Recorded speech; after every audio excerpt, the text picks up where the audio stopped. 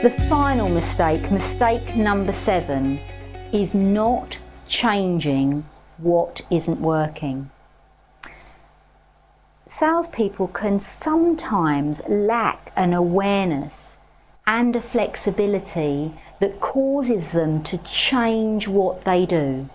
I guess you've heard the old adage, if you do what you've always done, you'll get what you've always got. Well, that's true to an extent, but not always. In my 28 years in sales, the last 3 to 4 years have been the fastest moving, most rapid changing time in my whole sales career. Things that always worked stopped working. Things that didn't used to work started working. And then they stopped working again. And then they started working again. It's been such a roller coaster, but really exciting time. So, if your salespeople are using the same processes that generated lots of success for them in the past and it stopped working, but they're still using it, hoping that it's going to come back, then that's a serious issue, because it may come back, but it may not be for a while, and it may never come back. The most successful salespeople will be constantly assessing what they are doing and checking whether it gets them closer to their goal or takes them further away. And if they're not getting the result that they want, they just keep changing their approach until they get the result they want. If it doesn't work that way, they'll try another way. And if that doesn't work, they'll try another way. And they will keep trying lots of different things. So start to notice whether people in your team are using exactly the same processes that they were using years ago. Is there a lack of reflection? Do they assess exactly the result and the impact of what they do? And if they don't, it's your role to actually point them in the right direction. It's really important to give your salespeople feedback.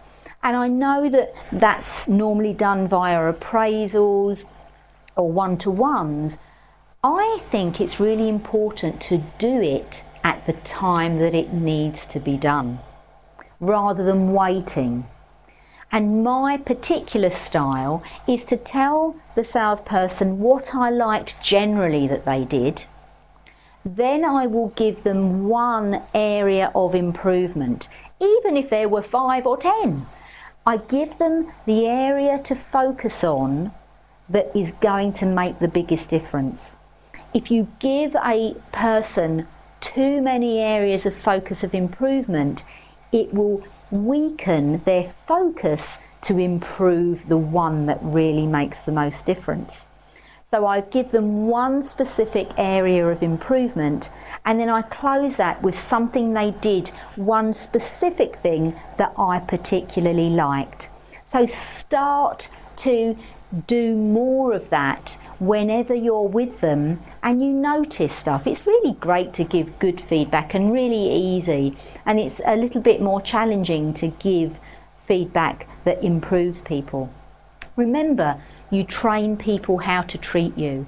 If you allow a salesperson to continue a behaviour that doesn't get results, you're actually saying, that's okay, you can carry on. So start to do that, start to incorporate, and again, do not give them the answer. Let them come up with their own solutions, and you'll have a more confident team, you'll have a more strategic team. You will also have a team that start to assess their own patterns of behaviour, their own actions, and tweaking them themselves. So more confidence, more opportunities, and more sales.